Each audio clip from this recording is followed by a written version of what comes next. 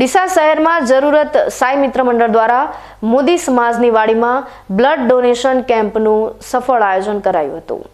ડીસા સાઈ મિત્ર મંડળ દ્વારા મોદી સમાજની વાડીમાં બ્લડ ડોનેશન કેમ્પનું આયોજન કરાયું હતું।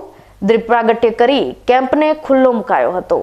મોદી સમાજના લોકોએ સારો સાથ સહકાર આપી આ કેમ્પને સફળતા અપાવી હતી। આ બ્લડ ડોનેશન કેમ્પમાં 201 લોકોએ રક્તદાન કર્યું હતું। આ રક્ત બરસાલી ટ્રસ્ટની બ્લડ બેંકને દાનમાં અપાયું હતું। આજે શ્રી સાઈ યુવા મિત્ર મોદી મિત્ર મંડળ તરફથી મોદી સમાજની વાડીમાં અમે બ્લડ ગ્રુપનું આયોજન કરેલું હતું।